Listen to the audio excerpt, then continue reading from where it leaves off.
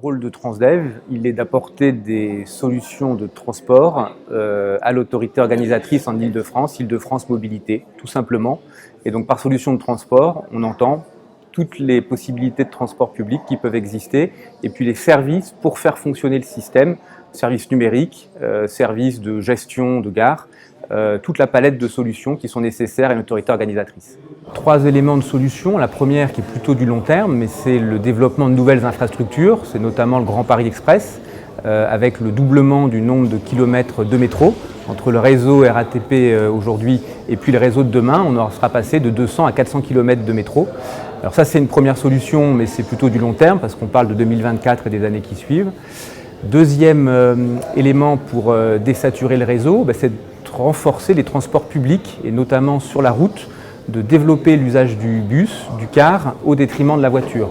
Quand on regarde aujourd'hui les embouteillages et qu'on regarde dans les voitures, en fait dans les voitures, il y a en moyenne 1,1 passagers. Et donc si on passe à un système dans lequel à la place d'une voiture, on met des navettes, on met des bus et on met des autocars, le problème de la saturation des routes aura disparu. Donc le deuxième élément, c'est ça peut prendre la forme de voies réservées, ça peut prendre la forme d'incitations de tout type pour favoriser le transport public. Et puis dernier élément pour désaturer, alors c'est des solutions qui sont un peu contre-intuitives par rapport au rôle que doit jouer un transporteur, mais c'est notre responsabilité aussi lorsqu'on opère des réseaux sur l'Île-de-France, de réfléchir au service du voyageur. C'est aussi d'essayer d'imaginer une mobilité qui soit mieux interconnectée et qui soit parfois une mobilité immobile. Il faut réfléchir à des solutions de ce type-là, sur des horaires décalés, sur une nouvelle façon de fonctionner pour éviter les phénomènes de saturation qu'on trouve dans l'hypercentre de Paris, tout le monde le sait, mais on oublie souvent que dans des villes de la moyenne et de la grande couronne, on a également des problèmes de saturation, notamment autoroutière, qui sont un calvaire pour les automobilistes, pour les transporteurs publics et puis pour les voyageurs.